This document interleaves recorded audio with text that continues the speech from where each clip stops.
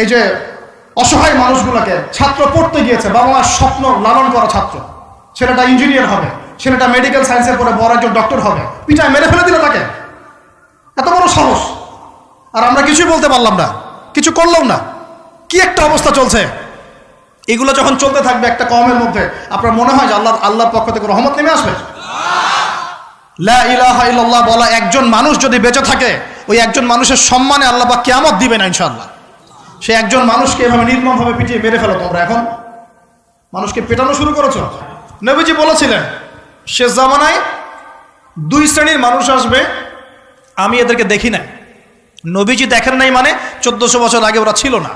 এক শ্রেণী হচ্ছে হাতের মধ্যে মানুষকে মারার কিছু অস্ত্র নিয়ে ঘুরে বেড়াবে। এরা মানুষকে নির্মমভাবে পিটাবে, নির্মমভাবে পিটাবে, নির্মমভাবে মানুষকে পিটাবে। এই শ্রেণীকে আমি দেখিনি, এরা আসবে পরে। আর এক শ্রেণী হচ্ছে এমন এক শ্রেণীর মহিলা বের হবে যারা কাপড় পরেও নগ্ন থাকবে, নিজেরাও আকৃষ্ট হবে, অন্যকে আকৃষ্ট করবে। তো এই মেয়েদেরকে তো দেখতে পাচ্ছেন, এখন পাচ্ছেন না? তার মানে কিয়ামত কাছে না দূরে? আর আমি এখন ওই হাতে লাঠিওয়ালা ওই গ্রুপকেও খুঁজে পেয়েছি। হাতে লাঠিওয়ালা সেই গ্রুপ কোনটা জানেন? ওই যে ঘরের মধ্যে ঢুকায় ঢুকায় যে ছেলেগুলোকে মেরে মেরে রাত্রেবেলা মেরে ফেলায়, সেটা গ্রুপের। বিভিন্ন হলে হলে দেখেন না, হকি স্টিক নিয়ে 8-10 জন মিলে এক একটা করে ছেলেকে ডেকে নিয়ে পিটায় পিটায় মেরে ফেলায়, এগুলো সেই ছেলে। এদেরকে যারা জন্ম দিয়েছে ওই বাপের জন্য ধিক্কার। এদেরকে যারা জন্ম দিয়েছে এই বাপের জন্য ধিক্কার। আর এখন এরকম লেডিস গ্রুপও বের হয়েছে, আর মেয়েদেরকেও হলে ডেকে ডেকে পিটানো শুরু করেছে। তোমরা কি মনে করো যে 5 জন 6 জন 10 জন মিলে একজনকে সারা রাত টর্চার করে মেরে ফেলানোর মধ্যে সুপুরুষ? তুমি সুপুরুষ, তুমি অনেক বড় বীর। সাহসটাকে তুমি একজন মারামারি করে দেখাও না দেখি। তোমরা এত বড় সাহস, তাহলে একজন মারামারি করে দেখাও না। আসো রিংয়ের মধ্যে, আসো রিংয়ের মধ্যে আসো, তারপর দেখি তোমার কত শক্তি, আমাদের কত শক্তি। একজন 1-on-1 ব্যাটেলে আসো দেখি। খালি হাতে 1-on-1 ব্যাটেলে আসো। 8 জন 10 জন মিলে একটা বুয়েটের ছেলে, একটা মেডিকেলের ছেলে, একটা অমুকের ছেলে, তমুকের ছেলে, বাবা মায়ের স্বপ্ন লালন করা ছেলেগুলোকে ঘরের মধ্যে ঢুকাবা, সারা রাত পিটায় মেরে ফেলবা, এটাকে তোমরা সাফল্য মনে করো, বীরত্ব মনে করো?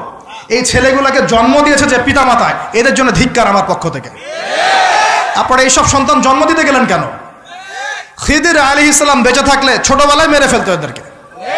ওই যে খিদির আলাইহিস সালাম ছোটবেলায় একটা বাচ্চাকে মেরে ফেলছিলেন না? মুসা আলাইহিস সালাম বলেছিলেন যে একটা বাচ্চাকে কেন মেরে ফেললেন? তখন খিদির আলাইহিস সালাম বলেছিলেন এই ছেলেটা যদি বড় হয়, বড় হলে অনেক বড় কাফের হবে। আল্লাহ আগে জানিয়ে দিয়েছেন, এই জন্য আগে মেরে দিয়েছে। এই বাচ্চাগুলোকে নিতে গেলেন কেন? কোন রকম লজ্জাবোধও নাই, চক্ষু লজ্জা নাই। এরপর যখন আইন শৃঙ্খলা বাহিনী এদেরকে অ্যারেস্ট করে নিয়ে যায়, বীরের মতো হাসতে হাসতে চলে যায়। ও জানে যে আমার কোনো সমস্যা হবে না, ফাঁক ফোকর দিয়ে বেরিয়ে চলে আসবে। তোমরা এগুলোকে বীরত্ব মনে করো, তোমরা বীরত্ব মনে করো, সুপুরুষ হয়ে গেছো তোমরা। এতই যদি ক্ষমতা থাকে, সাহস থাকে, তো একজন মারামারি করো না কেন? 1-on-1 ব্যাটেলে আসো। এই বিশ্ববিদ্যালয়ের নাম ইসলামিক কে দিল? এটা ইসলাম? একটা মেয়েকে আপনি ঘরের মধ্যে ঢুকায় সারা রাত পিটাবেন, মেয়েটা কাঁদতে কাঁদতে বলছে আমার পায়জামা পর্যন্ত খুলে ফেলেছে টান দিয়ে। আরে তোর মায়ের পায়জামাকে খুলে ফেললে তোর কেমন লাগবে? তোর বোনের পায়জামাকে খুলে ফেললে তোর কেমন লাগবে? কোন সাহসে তুই একটা মেয়ের পায়জামায় হাত দিস? এত বড় সাহস! আর এদেরকে আমরা তোলা করে মানুষ করি। আইন শৃঙ্খলা বাহিনী আপনারা কি করেন? ইনস্ট্যান্ট কোর্ট বসে ফাঁসি দিয়ে দিবেন এদেরকে। আল্লাহর কসম করে বলছি, যদি কোনোদিন এরকম ক্ষমতা আমাদের কাছে আসতো, দিন বিচার করে দেখিয়ে দিতাম ইনশাআল্লাহ। ফাইজলামি শুরু কর সারা দেশব্যাপী। যারা এখন বিপদগামী ছিলেন আমরা মনে করতাম তারাই এখন হেদায়েতের দিকে আসছেন, আর আমরা এখন মুসলিম ঘরে জন্মগ্রহণ করে নামাজ ছেড়ে দিচ্ছি, কুরআন পড়া ছেড়ে দিচ্ছি। এটা কি ধরনের কথা? আমার পরিবারের মা বোনরা কিভাবে বেপরদায় বাইরে যায়?